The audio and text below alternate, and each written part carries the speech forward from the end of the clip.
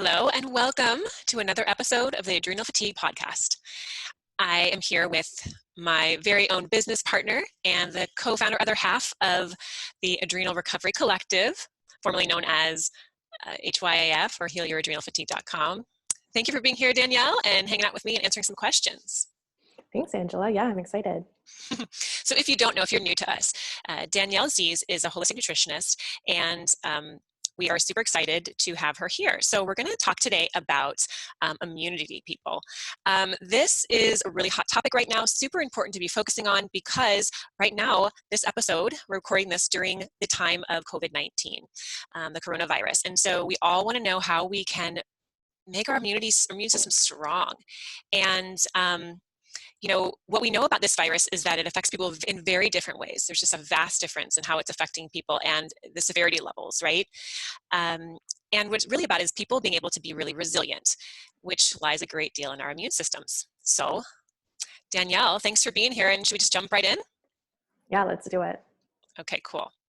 So, can you talk a little bit about what weakens the immune system? Can we start there? Yeah, I think that's a good place to start. So when it comes to our immune system, the things that can weaken it, of course, and I think a lot of us have experienced this before too, is chronic stress.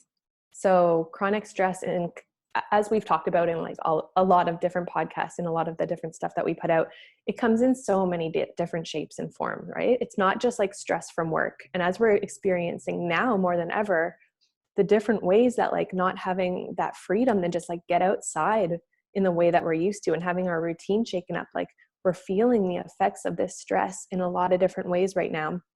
Physically, it's taking a toll. Emotionally, some of our sleep's affected. There's all these different things that come into play. So chronic stress in all of the different ways affects our adrenals, which in turn can affect our immune system. So like if we want some examples, it could be poor diet, just lacking essential nutrients is a big one. Not having restful, rejuvenating sleeps for a couple nights in a row, like that's enough to do it.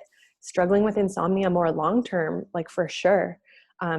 Heavy alcohol use, drinking a lot of coffee, highly sugared diets, eating a lot of processed foods in that sense, refined sugars.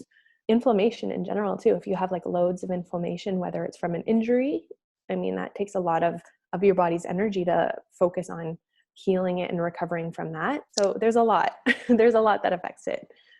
Right. And for most of us, obviously our listeners are here because they're suffering with some either adrenal fatigue in general or insufficiency there or some hormonal imbalance, which we know also, can weaken the immune system itself. So we're kind of dealing with where maybe our baseline might not be ideal or with so that's another challenge we're dealing with here. So that's why we thought it was really important to come on today and talk about this. So those are great examples of things that weaken the immune system. Thank you for sharing those. So more importantly, what can we do to support and strengthen our immune systems? Right. And that's the question that we're all wondering these days. But I think before we even dive into that, just coming with a foundational knowledge that none of these things are disconnected, right? Our bodies are so intricately connected.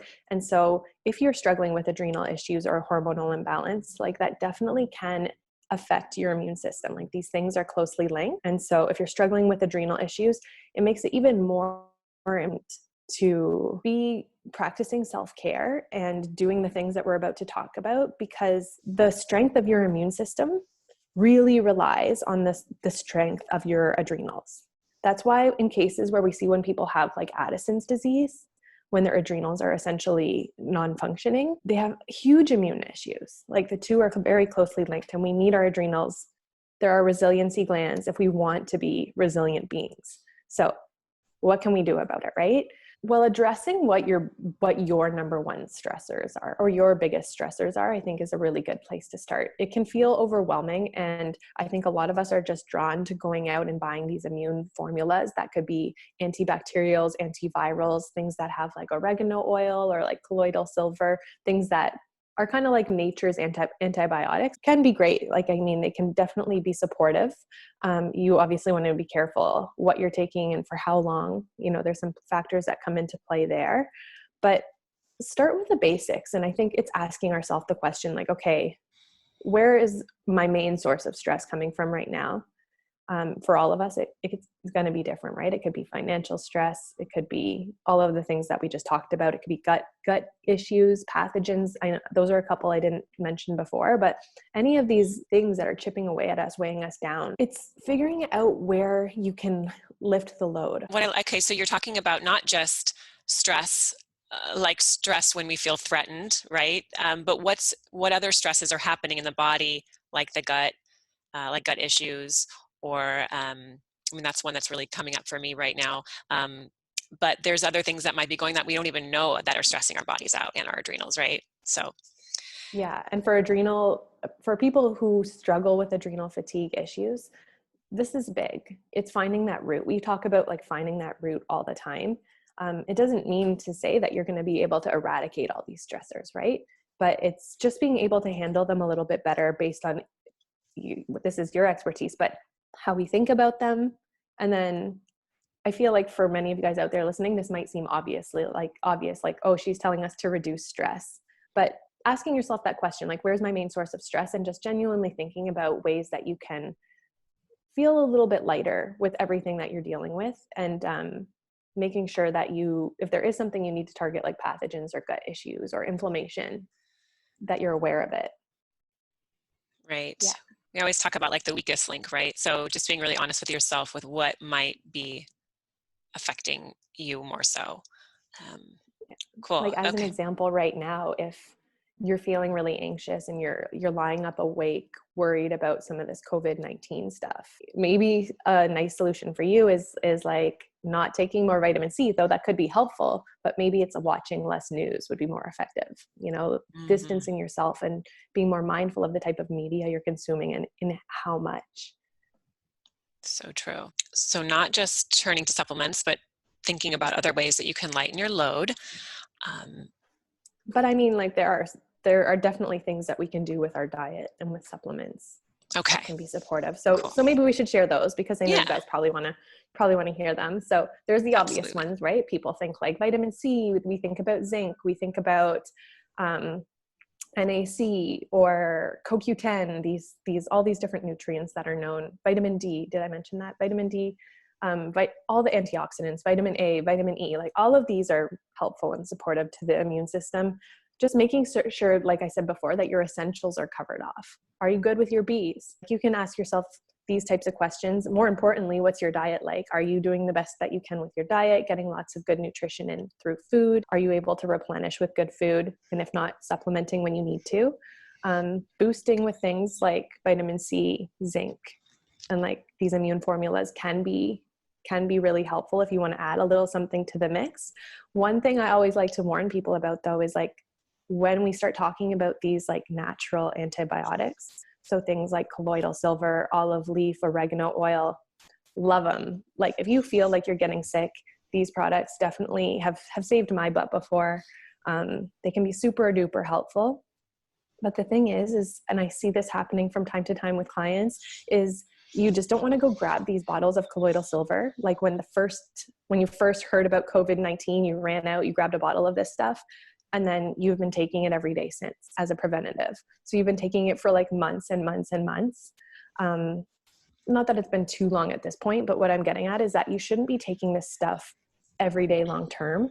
You want it to work when you want it to work. And if your body can build up a resistance to like antibiotics that the doctors are giving us, like these pharmaceuticals, then it can do the same to the natural ones too. So our body is very resilient and can become resistant to these types of things and these types of herbs. So you want to use them as like your secret weapons and like bring out the big guns when you need to, not doing them all the time. So if you are out there reaching for supplements right now, definitely handy to have on hand, but be mindful of how you take them is essentially what I'm saying. Okay, great. And so you talked about vitamin C, vitamin D, zinc. Those are some big ones. And Probiotics. Yeah. Perfect. Keep the gut flora working, keep your gut and your digestive system working for you. Supportive elimination, right? That's really important as well, having consistent elimination. Yeah. Okay, so whole foods diet, right? That's what we want to kind of focus on. If you know that you talked about a really focusing, or I'm sorry, being aware of how much sugar and caffeine you're intaking. And so maybe it's time that this might be a good time not to stress yourself out, but to maybe think about simplifying the diet and focusing on whole foods. And if you're interested, we have a wonderful cookbook that Danielle created. So if you want to know more about that, you can check out our website.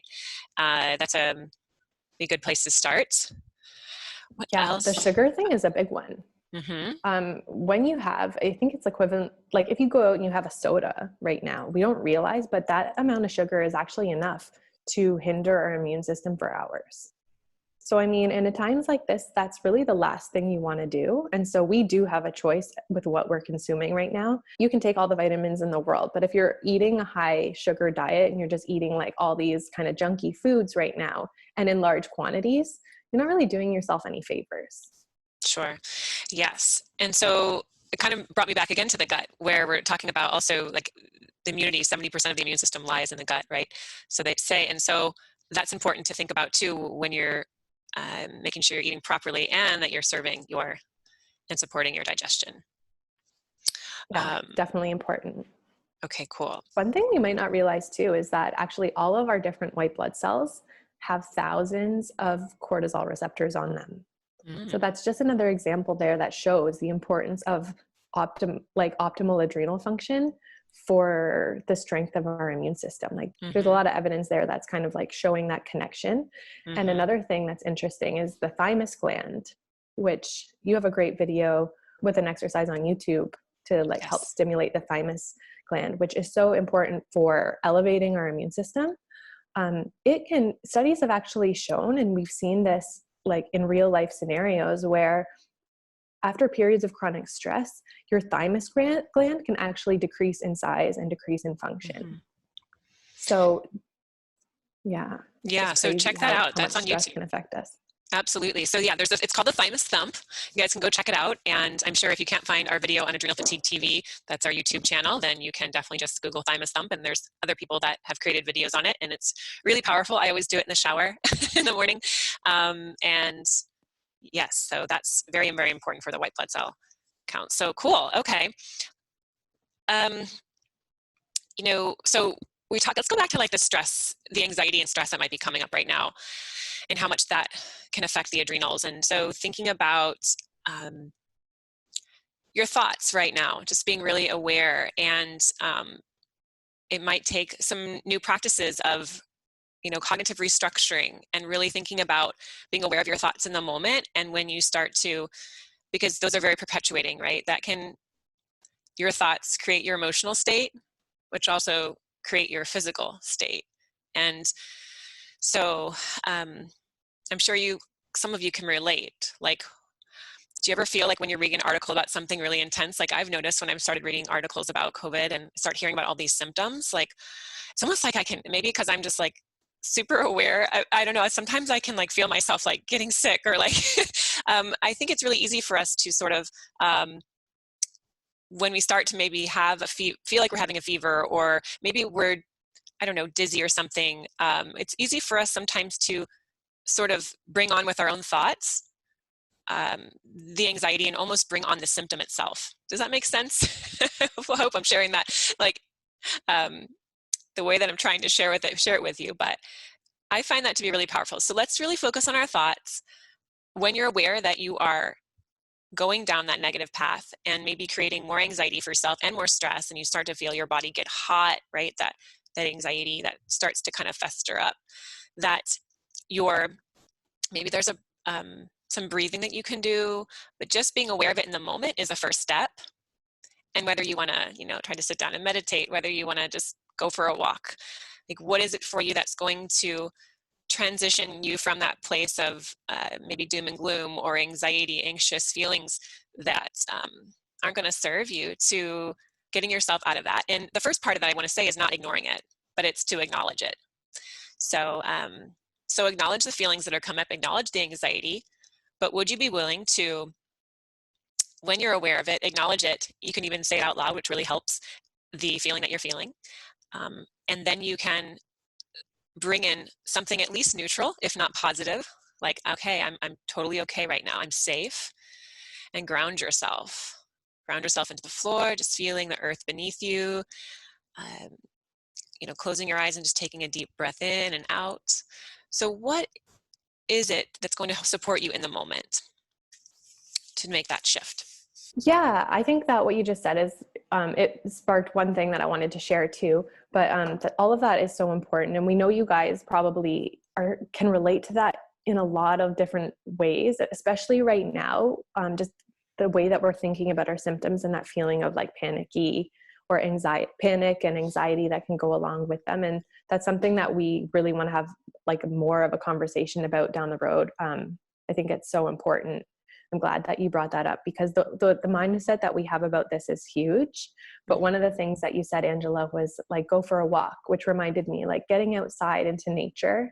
I know a lot of us are limited right now. Like, I'm in Malaysia. It's really limited. Like, we're not really allowed to, it's like, go for walks even. I know some places are a little more lenient.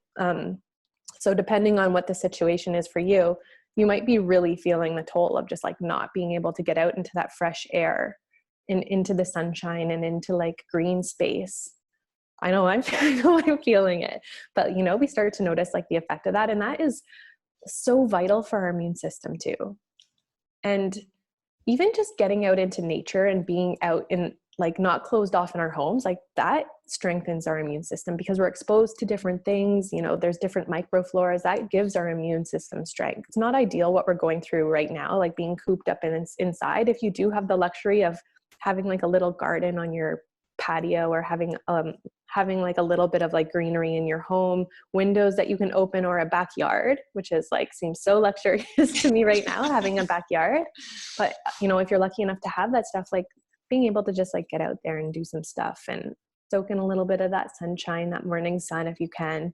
That vitamin D is so nourishing for your immune system. So let's do what we can, the best that we can right now, keeping that in mind moving forward. But some other ones that are fun are like dry brushing your skin. So how can we stimulate our lymph? So remembering our lymphatic system is really important in the way that our immune system functions as well. Unlike your circulatory system with your heart that pumps your blood, your lymphatic system moves with your breath. So breathing exercises, doing things like the thymus thump that you mentioned earlier, and just getting mindful, dry brushing your skin. All of us can do something like jumping jacks or jump rope at home. If you have something like a rebounder, those are becoming more and more popular. Those like little trampolines where you can just kind of bounce up and down at home, get that lymph moving. It's just good to invigorate and stimulate, right?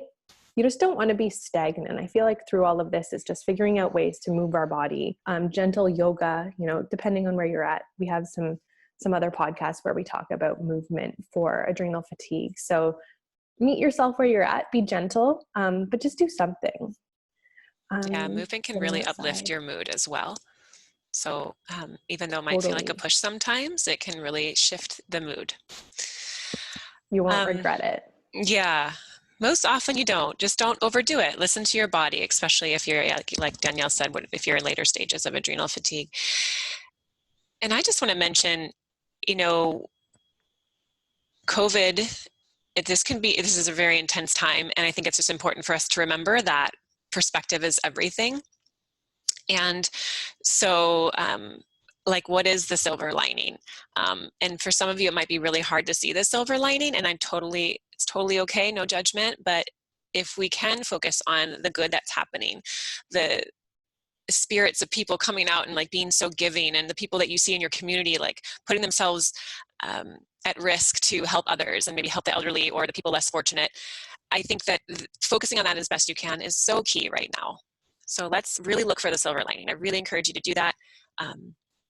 And, they say optimists, have greater health and live longer. And so if that's something that you struggle with, that's totally okay. But this is a great opportunity to think about really focusing and shifting your perspective. If you find yourself going down that kind of intense, depressed, anxious, scary road, then you can sort of start to really just see all the good that's out there as best you can. And I feel like this information applies so generally for people struggling with adrenal issues. Like you guys know the importance of targeting all this stuff in a really holistic way. If you follow our stuff anyways, you'll know that that's what we're all about. It's part of the bigger picture, right? You want to keep your resiliency up by having optimal adrenal function so that your immune system can be strong and everything else can work better as well. Yes. One thing I did want to mention, we did mention things like vitamin C. Our adrenals use up vitamin C like crazy. Same with minerals. But when we're under stress, we tend to use up more minerals and more nutrients quicker. That's one, if you do struggle with adrenal fatigue, you're concerned about immunity, just like making sure that you're getting enough. And so obviously optimizing through food, lots of whole foods like we mentioned before. But if you want to add a little bit of vitamin C to like your morning adrenal cocktail, it wouldn't be a bad idea to do that either. That's going to be super supportive for you. So our adrenal cocktail, you can find the recipe in our recipe book, or we have it like on our Instagram and on our blog. We kind of post it all over. Mm-hmm. But essentially it's just like a big glass of water with lemon, sea salt. You can add coconut water if you want, and a vitamin C of your choice. We like the whole food ones from like organic acerola cherry or a camu, something like that. Great options, but do your best with what you have. Cool. I'm glad you mentioned camu. I was just going to ask you about that. Other things besides just a pill form of vitamin C, like some other, something else you can get from where else you can get vitamin C. So awesome. I just ordered mine the other day. It's hard to find right now, I have to admit, but I did find some. And then just, your greens are high in vitamin C as well, a lot of vegetables. So yeah. Oh, your whole foods really. Thinking like plants and quality protein and healthy fat, just like eating good food. Now is the time to nourish in all the ways, right? Yes. And I'd love to share a recipe with you guys. This recipe has gotten me through many a cold seasons. This is what I would consider like my big guns. When I feel something coming on, I've definitely been able to ward stuff off with this recipe. One of my secrets is just like making a big batch of it and sipping it like crazy throughout the day. And if you are sick already, I think that it can help you feel better in the moment, just like get things flowing and help you recover faster. Deep immune strength, spicy orange elixir. You can use any citrus you want. The lazy way would just to be like used orange juice if you have some on hand. But if you have like fresh oranges or grapefruit or lemon or lime, you can make like a blend of them, chop them up roughly. Doesn't really matter how much, as long as you have like maybe 2 oranges, roughly like 2 oranges size. Throw in a pot on your stovetop, add about 4 cups of water. We'll add these thermogenic herbs like ginger and cinnamon and turmeric. And you could add some cayenne or black pepper. So you make this really like spicy elixir and let everything cook together for a little while. I'll post the recipe notes for you guys in the show notes so that you can have a visual. But you basically add all of this to a pot, let it simmer for a while so that it gets like really orangey and really spicy. And then when it's done, just like after it's simmered for a bit, you can strain out all the chunks from the herbs and from the orange. You have this like really spicy orange elixir that you can drink as a tea. If you want, you can let it cool and have it cold. You can add extra vitamin C powder like we talked about. You can add some honey to make it a little bit more delicious. In the winter and stuff, when it's hot, when it's cold out, I love having it hot with like a little bit of honey, just sipping on it. You can make it like super concentrated with the spices and dilute it as you go. So you can actually make that batch and then like stretch it out over a couple days. And that's my super effective citrus immune elixir. Cool. That's wonderful. And so that made me think about, drinking lots of warm things, right? So that's a great way to bring that in, because they say that if you do happen to contract the virus, worst case scenario, that if you can drink lots of warm things right now, and then actually supports, and actually in like drinking a lot of water in general right now too, because if it is inside, then it goes into your digestive system and into your stomach and digestive system rather than into your lungs. So I just wanted to mention that. That's something that I've been reading a lot about. So warm liquids, lots of water in general, but if you're feeling a little sore throat coming on, I just drinks warm nourishing teas and this amazing elixir now that we have to play with. So cool. Thanks, Danielle. Yeah, my pleasure. And the last thing I wanted to mention, and you might have some closing thoughts too, but I did want to mention the meditation that I created for right when COVID started. I felt really called to do a meditation to support people who really want to create the shift we're talking about with negative thoughts and just don't know how to do it. And it's just a great way to sort of get yourself in a space, and with a guided meditation, it carves out the time for you to just sit back and listen. And I share a little bit about how to calm your body, but also how to start to shift the thoughts, and specifically around what's happening. So I really encourage you to check that out. It's on our YouTube channel. Even though you might not feel it right now, you're badass and strong and resilient, and your body is fully capable of fighting off whatever is coming its way. Yes. We just can do little things that are loving and nourishing to support ourselves right now, from the mindset approach, like Angela was just saying, and all of these little tips and tricks we've kind of shared in this chat today. There's so much that we can do to just support, and that's our secret weapon against anything that we have to tackle in life, really. So whether it's COVID-19 or whatever else is going to be blown in our direction, we've got this. And yeah, if you guys need support, you know where to find us. Absolutely. Well, this was so much fun. I feel like we could talk about this topic for another hour or two, but we won't. So thank you so much for joining us. And thanks, Danielle, for your expertise. And we look forward to chatting again soon. This has been fun. Everybody take care, and we'll talk to you soon. Bye for now. Yes, everybody take really good care. Blessings.